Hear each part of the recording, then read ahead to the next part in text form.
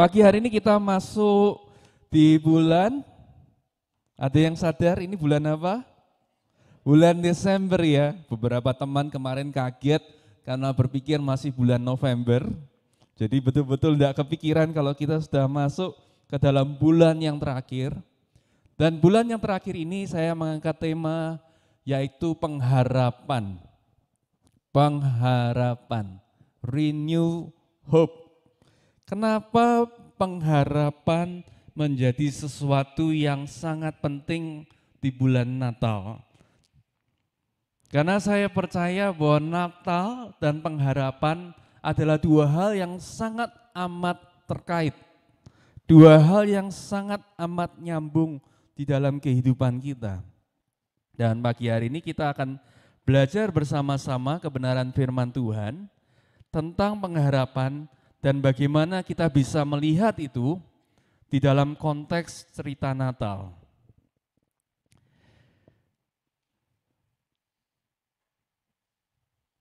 Saudara, kalau kita ngomongin pengharapan, saya harus mulai dulu dengan definisi dari pengharapan, saudara.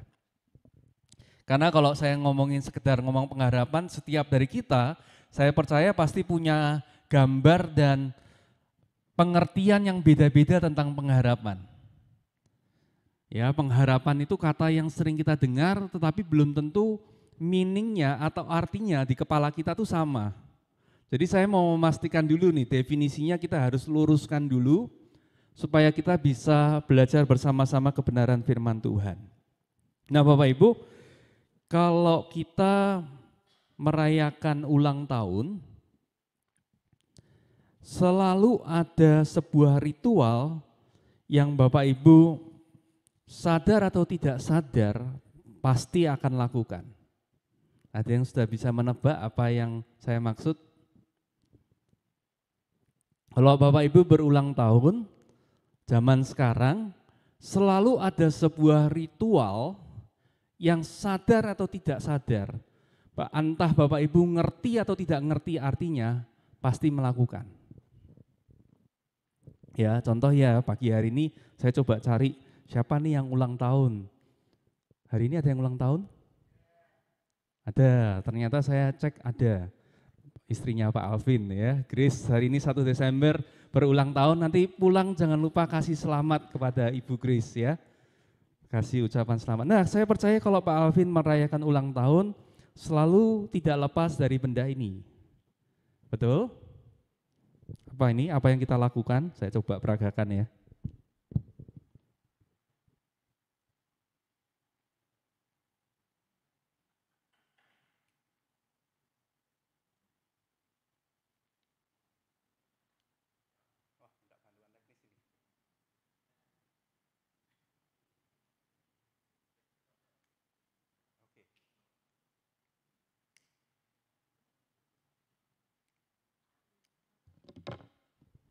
Setiap kita ulang tahun, kita selalu tidak lepas dari sebuah lilin yang kita nyalakan, kita taruh di sebuah kue, lalu kita nyanyi apa? Selamat ulang tahun, happy birthday. Lalu apa yang kita katakan? Bilang apa kita biasanya? Ayo, ayo, ayo, make a wish. Make a wish. Dan biasanya orang yang make a wish terus kemudian menutup mata. Bapak Ibu tahu enggak yang kita lakukan itu berdasarkan apa? Ini artinya apa? Kita mengharapkan sesuatu yang kita doakan supaya terkabul. Betul ya? Nah, nanti Bapak Ibu bisa di rumah bisa cari tahu tuh coba. Itu meniup lilin itu dari mana? Kita melakukan setiap tahun kita melakukan, tapi tahu nggak artinya apa, maknanya apa? Dari mana kebiasaan itu? Saya enggak akan bahas pagi hari ini. Tapi intinya adalah kita dikatakan make a wish. Wish itu kita berharap akan masa depan. Pertanyaan saya, wish dan hope itu sama atau beda? Menurut saya beda banget. Wish itu sebuah angan-angan. Kalau saya terjemahkan lebih tepat sebagai keinginan, angan-angan. Sebelum saya tiup lilin ini, saya punya angan-angan tahun depan saya bisa jalan-jalan ke luar negeri misalnya. Saya punya angan-angan untuk bisa beli mobil, atau saya punya angan-angan bagi yang sudah menikah, pengen punya anak lagi misalkan begitu ya. Terus kemudian saya tiup, gitu ya, terkabul gitu ya. Itu namanya wish, angan-angan.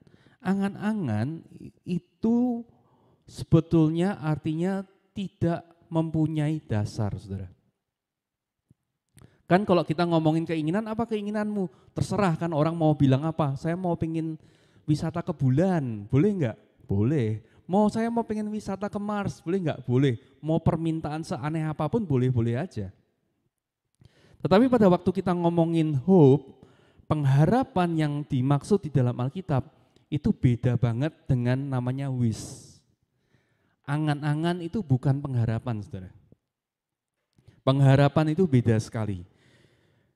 Pengharapan dalam Alkitab dijelaskan sebagai penantian akan apa yang Tuhan janjikan di masa depan dengan penuh keyakinan.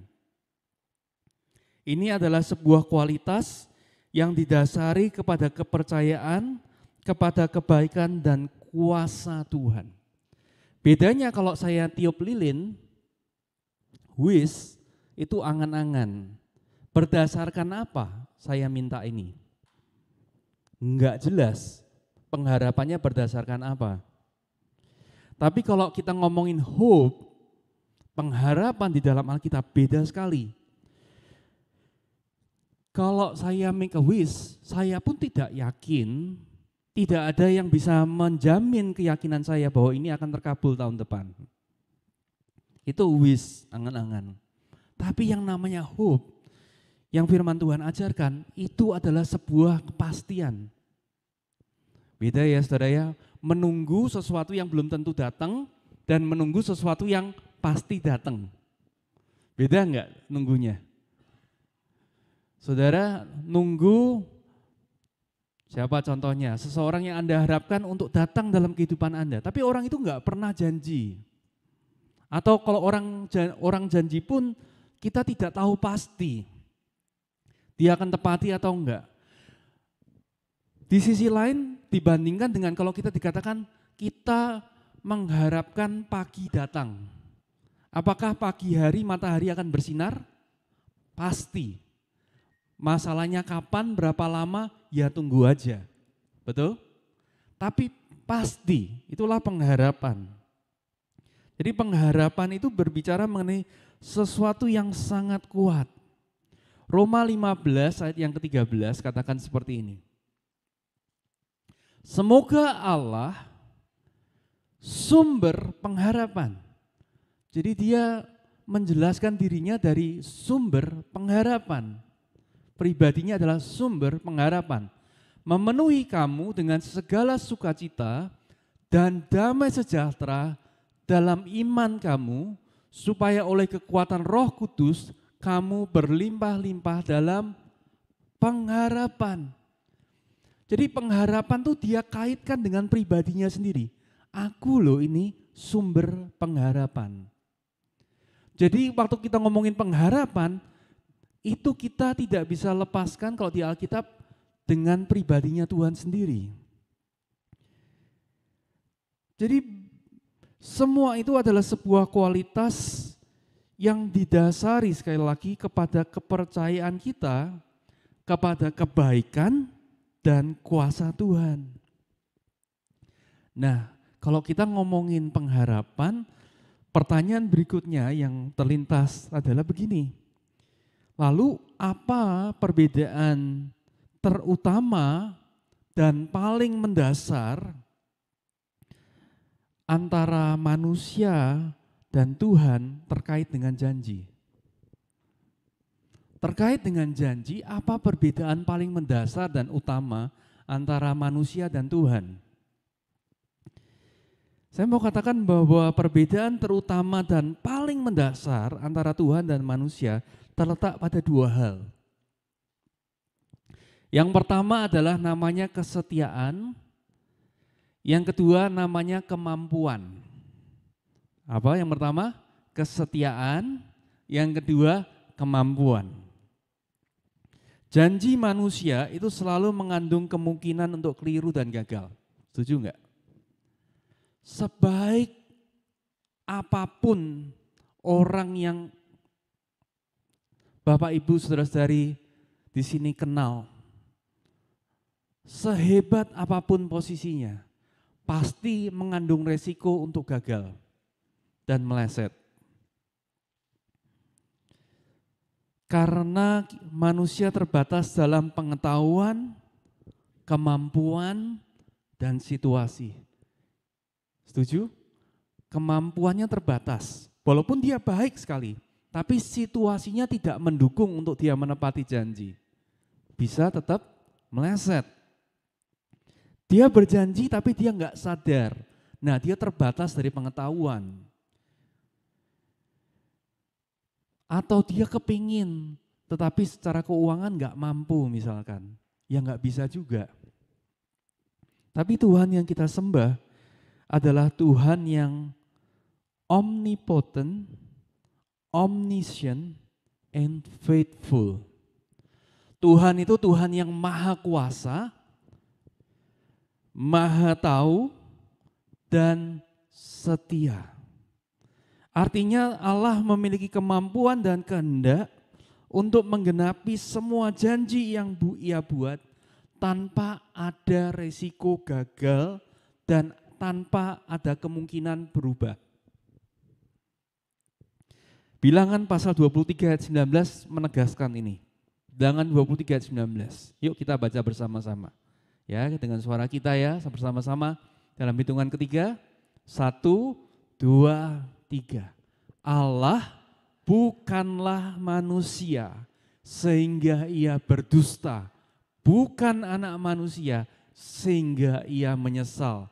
Masakan ia berfirman dan tidak melakukannya, atau berbicara dan tidak menepatinya. Wow. Jadi berdasarkan penjelasan sebelumnya, bagaimana hal tersebut mempengaruhi cara saya percaya kepada Tuhan versus kepada manusia. Saudara, saya harus jujur, kalau kita ngomongin manusia, manusia itu punya sifat karakteristik namanya kita semua, namanya fallible.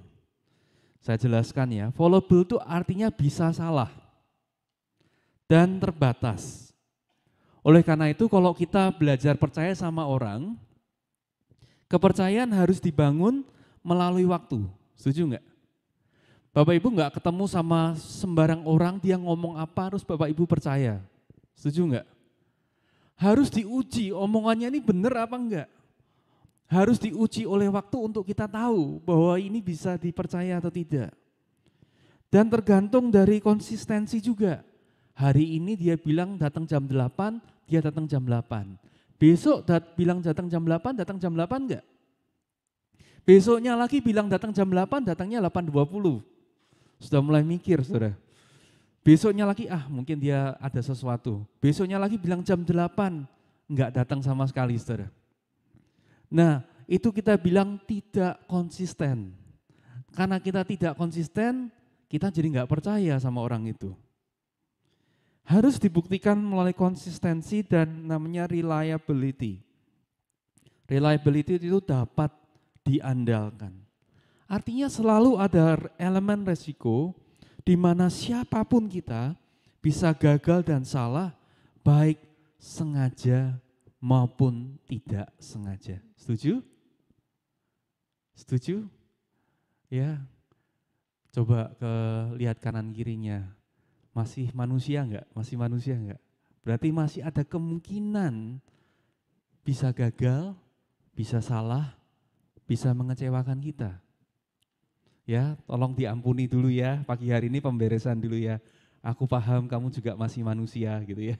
Aku paham kamu juga masih manusia. Kita semua masih manusia.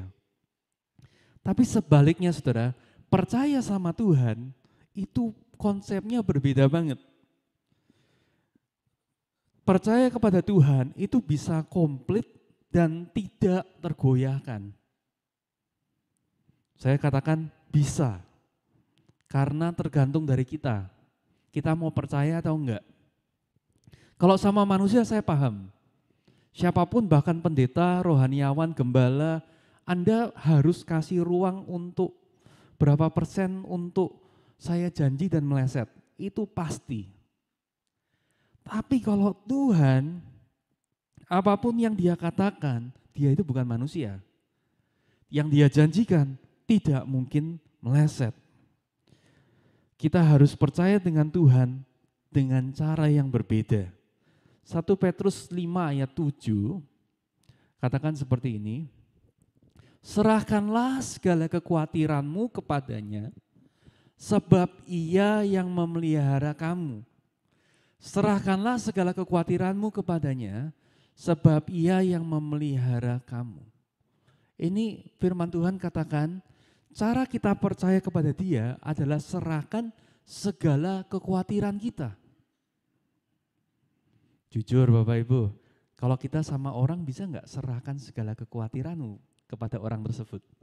Kepada suami lah, kepada istri lah, kepada orang yang kita anggap paling dekat. Atau orang yang paling kita anggap paling mampu secara ekonomi deh. Secara kuasa, secara koneksi. Bisa enggak? Ini segala kekhawatiranku tak taruh semua. Berani enggak? Saya percaya kalau itu tidak ada jaminan bisa 100% aman, saya tidak akan mau bersandar kepada mimbar ini. Semakin saya enggak percaya, saya akan semakin mengurangi apa yang saya percayakan. Saya enggak akan berani betul-betul penuh dengan mimbar ini kalau ada kemungkinan mimbar ini bisa roboh. Paham ya? Sama halnya dengan manusia, tapi dengan Tuhan beda sekali. Nah, apa hubungannya dengan Natal? Natal adalah pembuktian bahwa janji Tuhan itu pasti tergenapi, Bapak Ibu. Ini luar biasanya. Natal adalah pembuktian bahwa janji Tuhan pasti tergenapi. Tadi yang Ibu Tia katakan bahwa bangsa Israel menantikan Mesias itu ratusan tahun. Dan Tuhan sudah bilang, Tuhan sudah berjanji bahwa akan datang Mesias. Masalahnya adalah datangnya kapan? Dan pada waktu datang ternyata tidak sesuai dengan ekspektasinya orang yang menanti. Tapi Mesias tetap datang sebagai pembuktian bahwa janji Tuhan itu betul-betul bisa diandalkan. Mari kita baca dalam Matius pasal yang pertama ayat 22 dan 23. Matius pasal yang pertama ayat 22 dan 23 katakan seperti ini. Hal itu terjadi supaya genaplah yang difirmankan Tuhan oleh Nabi. Sesungguhnya anak darah itu akan mengandung dan melahirkan seorang anak laki-laki dan mereka akan menamakan dia Immanuel yang berarti Allah menyertai kita. Bapak Ibu, yang barusan kita baca itu bukanlah sekedar sebuah ayat di dalam perjanjian baru yang ditulis oleh Matius, saudara. Tapi kalau kita lihat Alkitab kita, ada tanda bintangnya, dan kalau Bapak Ibu pakai aplikasi, pencet klik, Bapak Ibu akan tahu bahwa ayat tersebut adalah sebuah kutipan. Kutipan itu artinya sudah ditulis sebelumnya. Jadi sebelum ada Matius, di dalam kitab Yesaya ayat 7 dan 4 sampai ayat 14 dikatakan seperti ini. Sebab itu Tuhan sendirilah yang akan memberikan kepadamu suatu pertanda. Sesungguhnya seorang perempuan muda mengandung dan akan melahirkan seorang anak laki-laki. Dan ia akan menamakan dia Immanuel. Saya minta tim present worship bisa maju ke depan, mempersiapkan diri. Saudara, ini adalah penggenapan dari Yesaya 7 ayat 14 yang ditulis ratusan tahun yang lalu oleh orang yang sama sekali tidak kenal dengan Tuhan Yesus. Ratusan tahun loh jaraknya, saudara.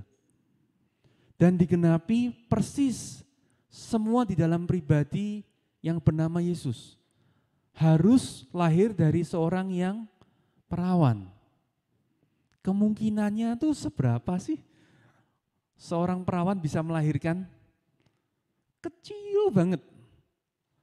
Dan ini adalah bagian dari kurang lebih 30 atau 40 nubuatan yang secara spesifik dituliskan oleh berbagai orang di dalam perjanjian lama dan digenapi dalam satu individu saja.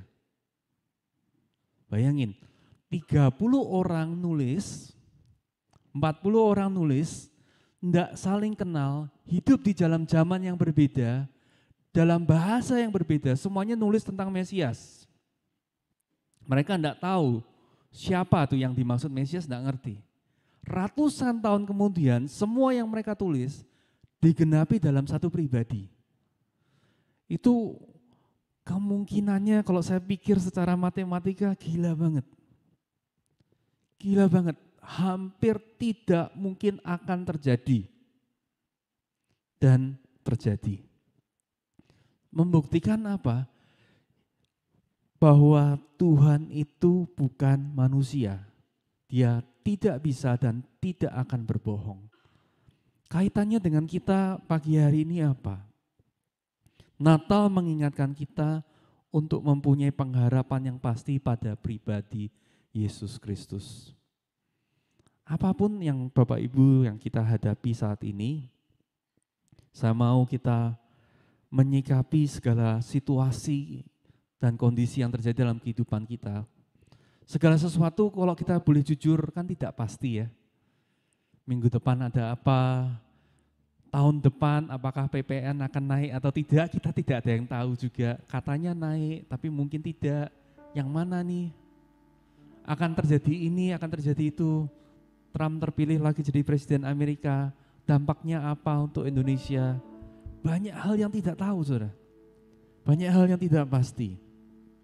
Tapi Natal ini saya mengundang kita untuk menaruh pengharapan kita, saudara, pada yang pasti. Yaitu pada apa? Pada pribadi Tuhan. Karena dia membuktikan Natal aja, itu bukan sekedar cerita kelahiran. Natal itu sebuah bukti yang paling jelas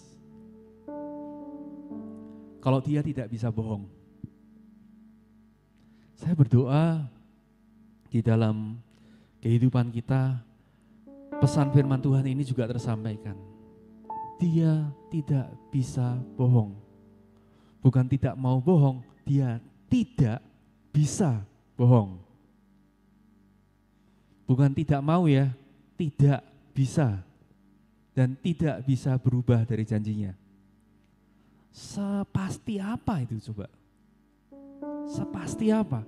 Mestinya kalau kita membuat keputusan, kita mau membuat keputusan kepada sesuatu yang pasti, betul ya? Saya tahu orang tua, generasi orang tua biasanya mereka menaruh kepercayaan kepada sesuatu yang pasti. Misalnya kan contohnya apa? Cok, emas. Kenapa? Karena rupiah tidak bisa dipercaya. Investasi dalam bank ini tidak bisa dipercaya. Tapi ada yang pasti, kalau ada krisis, pasti yang namanya yang berharga ini pasti harganya naik. Jadi paling tidak nilainya tetap sama. Nah itu kan pasti. Tapi saya mau bilang bahwa pengharapan dalam Tuhan lebih pasti daripada itu, saudara. Emas pun di dalam krisis kadang-kadang bukannya naik tapi malah turun harganya. Ya, enggak selalu pasti. Tetapi sama Tuhan pasti banget. Dan saya undang pagi hari ini, yuk kita mempercayakan hidup kita kepada pribadi Tuhan.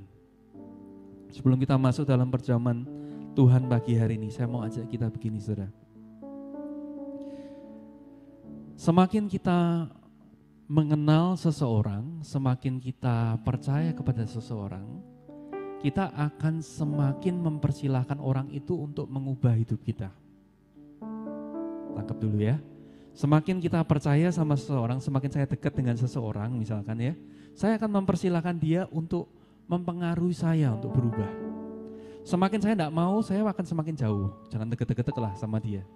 saya enggak mau menjadi mirip sama dia gitu, misalnya kan gitu. Tapi semakin saya dekat, itu berarti saya memutuskan kamu boleh mempengaruhi saya mempengaruhi kamu. Betul kan? Nah Tuhan itu juga sama saudara. Dia ingin untuk dilibatkan dalam kehidupan kita. Tapi kuncinya adalah kita ini mau percayanya seberapa dekat. Semakin orang semakin dekat, apapun yang dia ngomong, apapun yang dia katakan, saya akan selalu bilang yes. Pasti, karena saya tahu orang itu mengasihi saya, menerima saya, terima saya seburuk-buruknya saya akan dengarkan dan saya akan katakan ya, walaupun saya enggak setuju. Betul ya? Sama dengan Tuhan. Kalau saya percaya, tapi saya enggak mau naruh pengharapan saya penuh-penuh sama Tuhan. Ya satu tangan enggak apa-apa lah ya. Percayalah, boleh percaya bahwa Tuhan adalah juru selamat. Tapi sebagai Tuhan, nanti dulu ya. Kalau Tuhan itu artinya dia ngomong apa, aku harus turuti. Itu Tuhan. Kalau juru selamat kan untuk menyelamatkan aja, bolehlah. Saya kan perlu masuk surga gitu ya. Tapi pertanyaannya, berapa banyak dari kita pagi hari ini, Natal ini mau berkata, kelahiranmu itu sebuah bukti bahwa engkau tidak bisa bohong. Bahwa tempat yang tepat aku taruh pengharapan. Karena sekali lagi pengharapan itu harus sesuatu yang pasti. Pagi hari ini saya mengundang, bulan ini saya mengundang, yuk kita masuk Natal dengan satu sikap, Tuhan aku mau belajar untuk mempercayakan hidupku padamu. Karena engkaulah tempat pengharapan yang pasti. Amin.